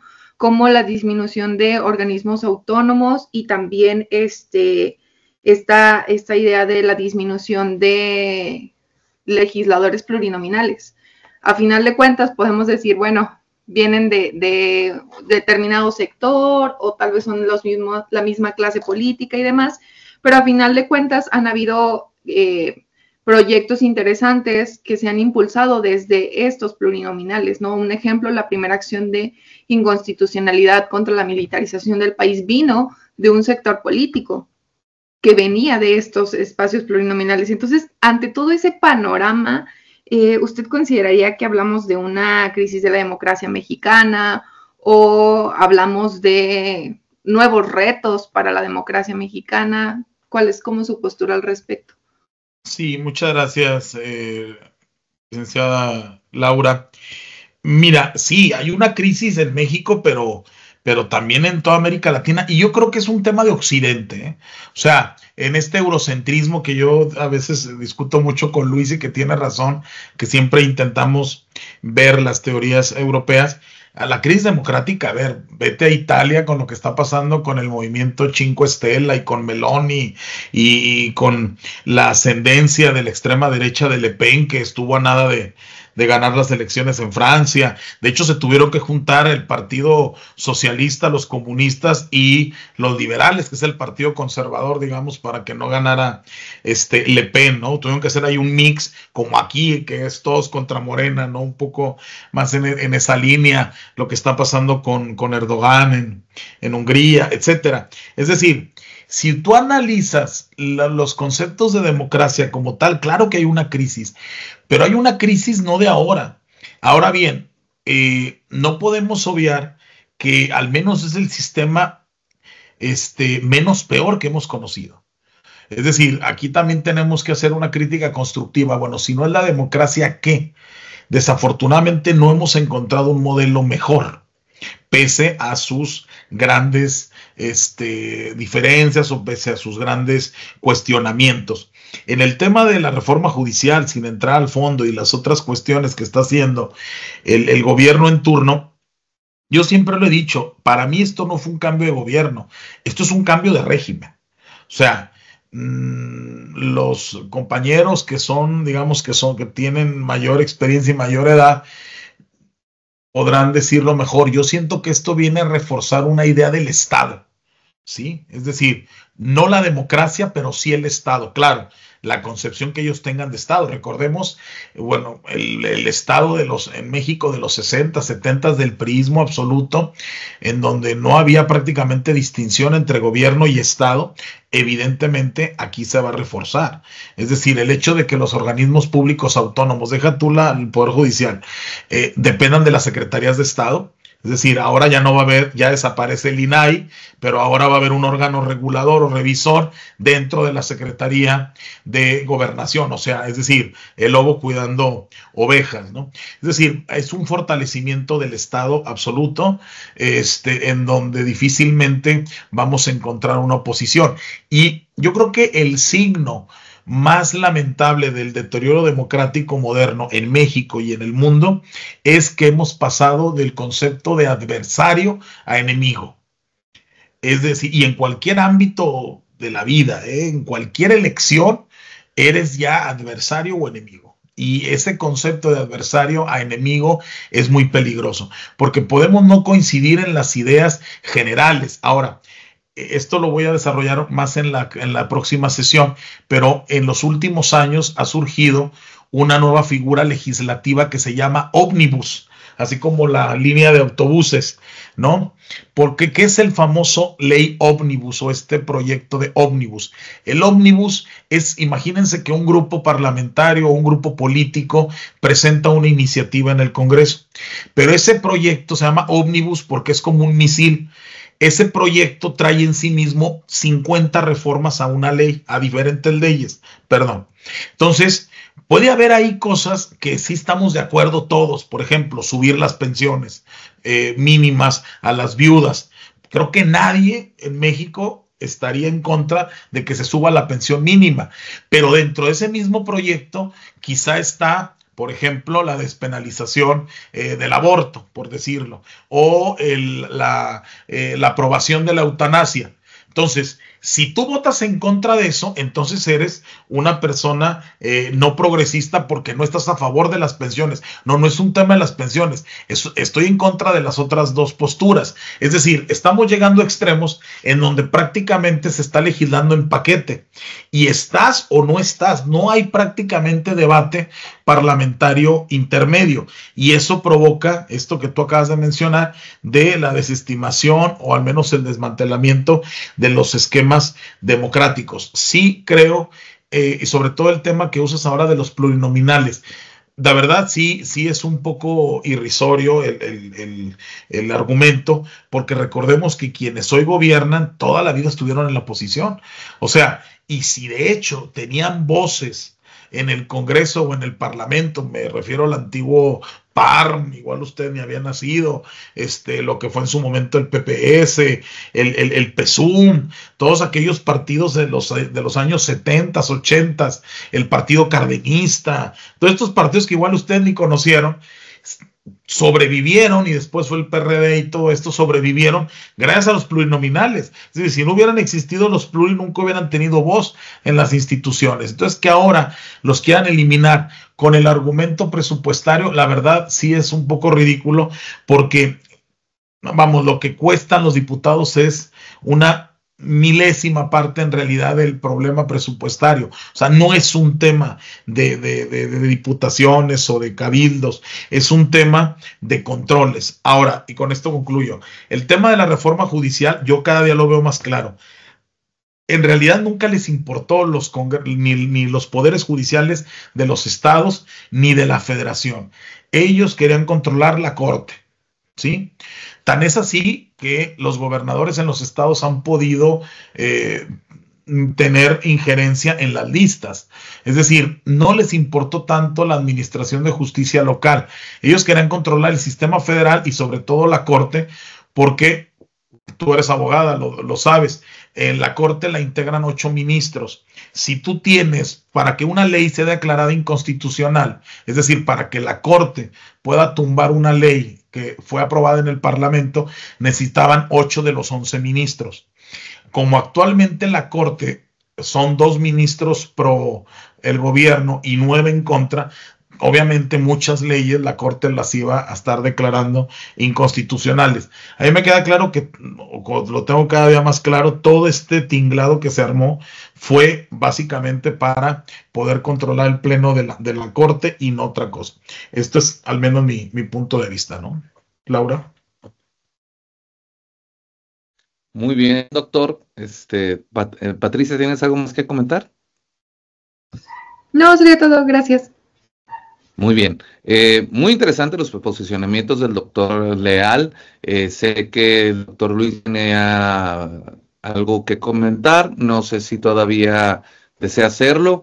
Y si no es así, pues también para continuar. Bueno, del Infonavit yo sé poco en cuanto a cuestión constitucional, legal y demás. Lo que sí sé es que no te preocupes, tu dinero que no usaste se te va a reintegrar en tu cesantía y vejez a través de lo que sea, si no usaste para comprar casa. Y si lo usas, te prestan tu propio dinero y lo pagas cada mes, pero cuando ya termines, ese dinero es tuyo y te lo reintegran.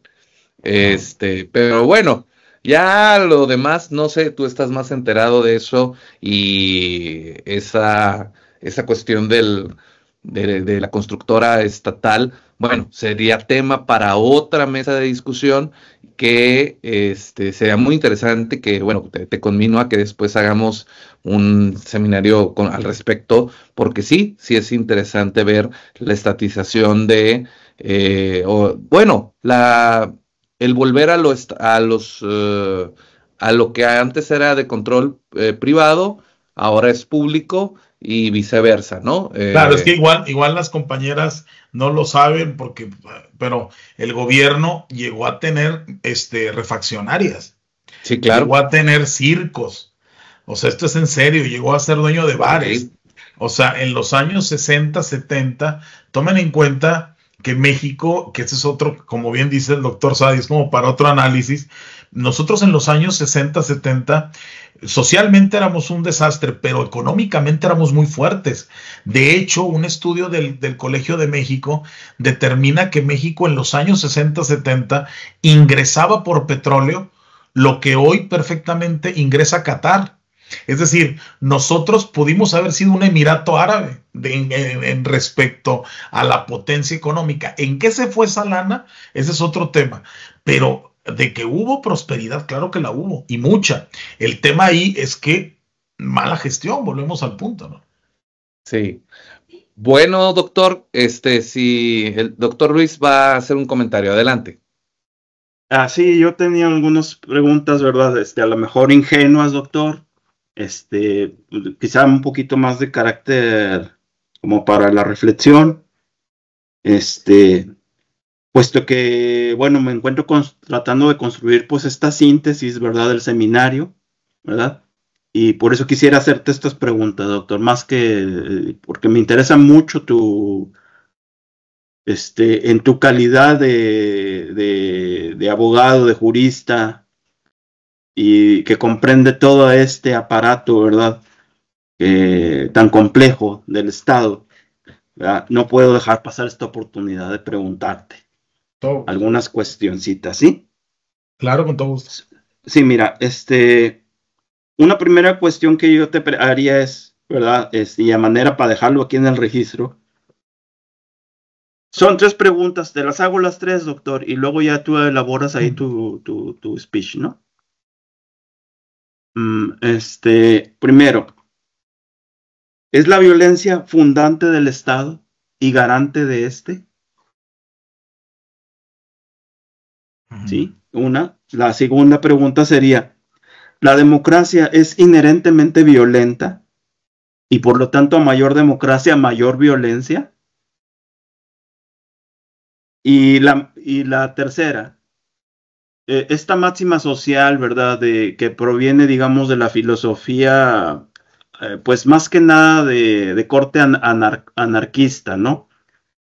De que a cada quien de acuerdo a sus necesidades y de cada quien de acuerdo a sus posibilidades, aparece como violencia estructural en el contexto de un Estado progresista. Serían preguntas que haría yo para encontrar esta semilla de violencia que hay, digamos, en el concepto de gobierno y de Estado que tenemos, ¿verdad? Yo te dejaría eso para tu reflexión, doctor. Bueno, haces preguntas de tesis doctoral, pero muy interesantes. Yo creo que comenzaré por la última. Respecto a lo del Estado social, si de alguna manera genera violencia estructural para poder de alguna forma responder o atender a un Estado progresista, yo diría que sí, pero ojo, en el sentido de que si las sociedades no están del todo interiorizadas en los principios democráticos, pero democráticos con mayúscula, no de elecciones, democráticos, es decir, la democracia parte por el respeto irrestricto a la norma. Recordemos que la diferencia entre la democracia tradicional, que es la democracia ateniense, y la democracia moderna o la democracia constitucional es el imperio de la ley. Es decir, no puede haber democracia si hay algo o alguien por encima de la ley. Si esto pasa, la democracia constitucional no va a encontrar un alerón, no va a encontrar un asidero de desarrollo, y tendremos que basarnos en la democracia ateniense, en donde las mayorías gobernaban sobre las minorías y que incluso era anarquista, porque recordemos que eran personas que debían tener determinados bienes, presupuestos para alcanzar la ciudadanía. Hoy en teoría no tenemos eso, pero sabemos que en la práctica los derechos se han convertido en privilegios. Entonces, quien tiene un acceso para poder auspiciarse una mejor sanidad, una mejor vivienda, una mejor educación, una mejor salud, una mejor de todo tipo, pues entonces estamos hablando también de un Estado desigual y por lo tanto violento. ¿Por qué? Porque las políticas públicas no están orientadas a justificar una equidad. Es decir, hoy quién va al Seguro Social, hoy quién solicita Infonavit, quién va a una universidad pública. Habrá excepciones, pero la realidad lamentablemente es que va quien no puede permitirse la sanidad privada, ni las casas privadas, ni la educación privada. Entonces eso genera desigualdad y por lo tanto el Estado no solamente no ha atacado, sino incluso ha fomentado estas desigualdades, ¿no? Incluso cuando se habla de que hay que esta famosa cultura del esfuerzo, que yo no he entendido muy bien, que es en donde fomenta que hay que incluso consagrar, o prácticamente tenemos que desperdiciar gran parte de nuestra vida para lograr un objetivo material o de posicionamiento social. Esto me parece que es muy perverso en un estado social, y por lo tanto eso también afecta a la democracia y por lo tanto, desde mi punto de vista, insisto, abona, no sé si es determinante, pero sí abona a sociedades más injustas y más violentas. Ahora bien, esta progresividad que tú mencionas del Estado progresivo, entiendo desde el punto de vista teórico, pero es que en la práctica pareciera que esta progresividad se ha vuelto muy virulenta o se ha vuelto casi un revanchismo social. Es decir, hoy ya no es busquemos la equidad o la igualdad por un término de justicia elemental, busquémosla porque siempre hemos sido los grupos vulnerables. Es decir, volvemos a este discurso de la oposición sistemática, el pobre, el desvalido, contra el supremacista, contra el patrón, y esto está ahí. Es decir, cuando se hace una reforma laboral para que se suba el salario, casi siempre se piensa en el empresariado como ese hombre potentado, que tiene a los trabajadores oprimidos, y que hay que ir por ella, hay que casi matarlo, ¿no? Cuando sabemos que más del 80% de las empresas en México son pequeñas empresas de 2 trabajadores, que es una papelería, que es una mercería, que es una tortillería. Es decir, el gran peso de la economía en México y en prácticamente todo Occidente radica en los pequeños empresarios, pero la imagen es derrotemos al empresariado, ¿no? Cuando lo que se debe buscar es la armonización de los derechos laborales con el derecho que tiene una persona legítimamente a progresar con el producto de su trabajo. Entonces, sí me parece que cuando pones estos puntos sobre las IES, puede llevar, insisto, no quiero ser determinista, pero sí creo que puede abonar a esta violencia. Ahora, la primera pregunta, ¿la democracia puede generar, si no entendí mal, violencia? Pues yo aquí pondría un adjetivo anterior, así como distinguí entre democracia tradicional y democracia constitucional. Aquí tendría que caber, y en esto, por ejemplo, nuestro amigo el doctor Centeno es más experto que yo, el tema de la cultura democrática. Es decir, la democracia genera violencia, sí, si no hay cultura. Es decir, si no hay la cultura de la validez, de respetar los derechos de tercero y de entender la democracia como una arena política, entendiendo la política con letras pequeñas, ¿no? Es decir, la simple derrota del adversario como si fuera un partido de fútbol, ¿no? Es decir, pareciera que ya los postulados políticos radican hasta en los estados emocionales, ¿no? O sea, es decir, uno entiende que un partido de fútbol es eso, un espectáculo que te emocionas y se acabó, pero cuando ves personas, esto yo lo comento en primera persona, ¿no? Y lo digo con todo el respeto que me merece mi padre, ¿no? Que mi padre es una persona, un académico que tiene 2 maestrías, ¿no? Y se levanta viendo la mañanera, ¿no? Y no le toques al presidente o al expresidente porque se pone mal. Entonces, ya cuando esto de alguna manera se logra ideologizar al grado de casi pasar de un proceso político a un proceso identitario, caudillista, ¿no? Los españoles tienen una frase, como ustedes saben, en España gobernó muchos años el dictador Franco, dice que le llamaban el caudillo, ¿no? O sea, es que el problema es que cuando se acaba el caudillo, se acaban las causas. Y eso es un problema. El día que muera Franco, ¿qué va a pasar? El problema es que en un país de caudillos, ¿no? Y creo que Krause tiene una obra muy interesante sobre caudillos en México. El día que no haya caudillos, pues no hay causas. Esta idea de que una persona nos va a liderar en plan padre salvador o madre salvadora, pues es una quimera. Ahí es donde por eso hago una crítica a los sistemas políticos e intento fortalecer el esquema del Estado. El Estado es el último, si ustedes se dan cuenta, es el elemento más olvidado de todo este proceso. Discutimos mucho sobre democracia, sobre violencia, sobre las sociedades, sobre el derecho, pero todo eso pivota en el centro del Estado.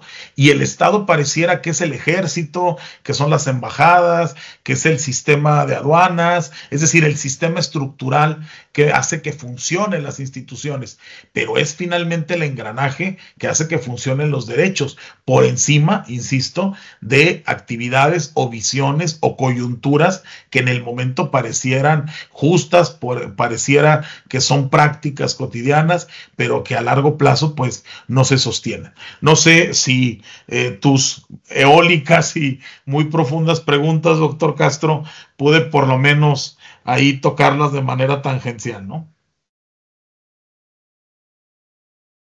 Pues, sí, desde luego, doctor, sí. Claro. O sea, me interesa mucho tu opinión sobre la tercera pregunta, ¿verdad? En términos de que si hay una semilla de violencia en la fundación del Estado como concepto. Sí, claro.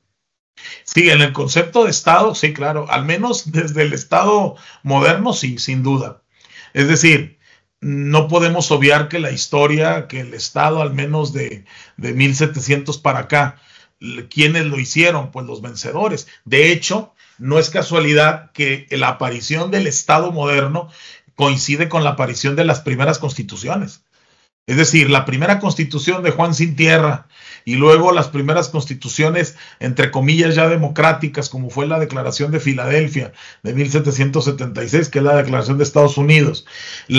Reino Unido nunca ha tenido una constitución escrita como tal, pero ya hablaba de sistemas constitucionales, y luego la Constitución de Cádiz, y luego a partir de ahí todas las constituciones de América.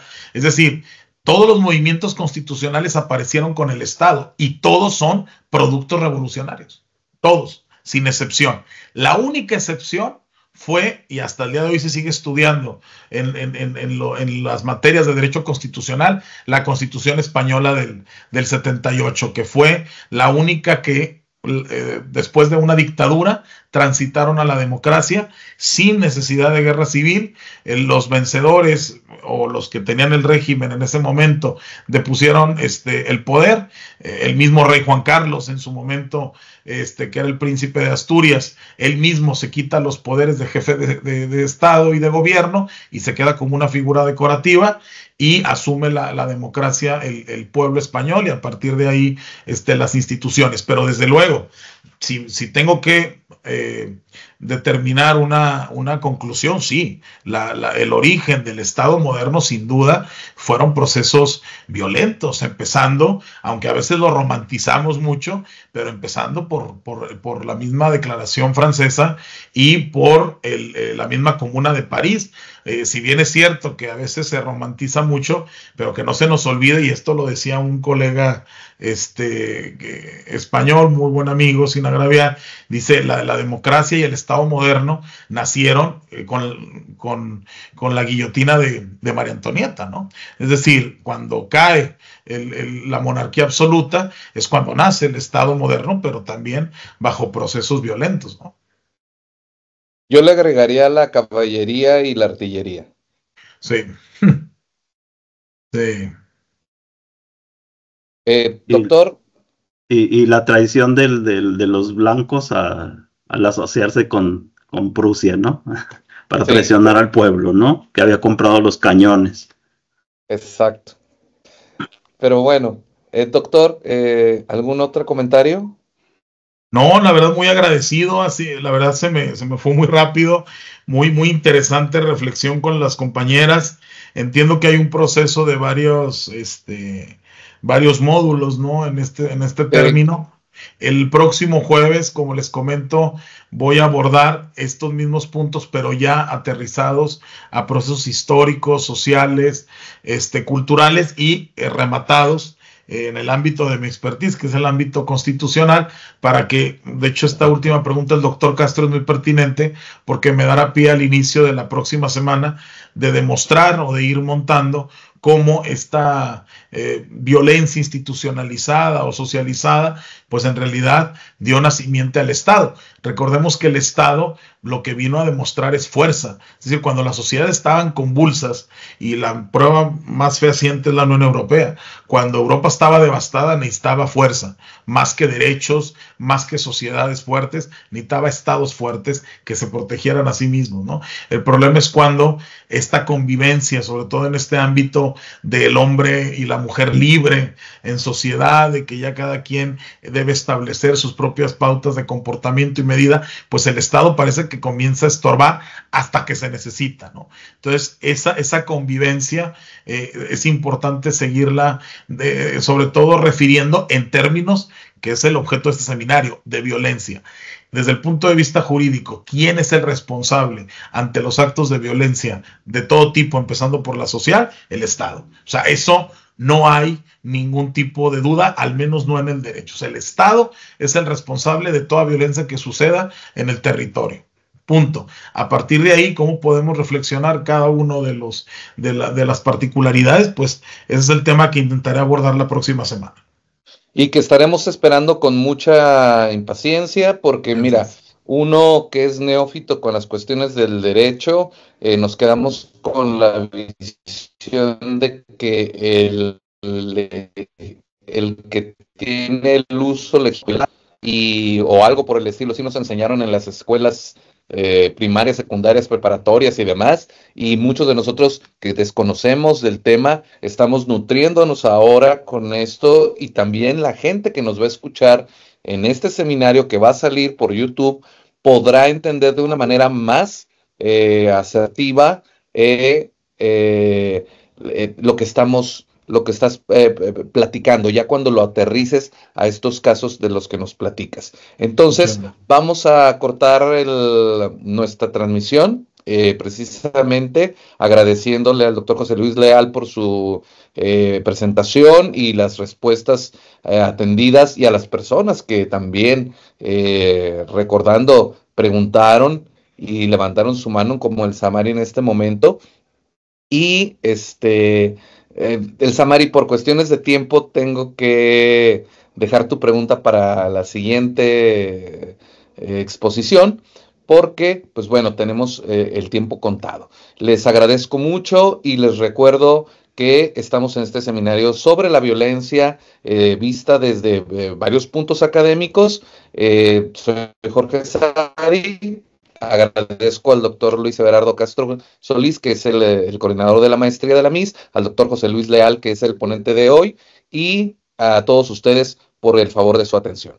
Nos despedimos y agradecemos, si pueden abrir su cámara para la foto grupal de una vez.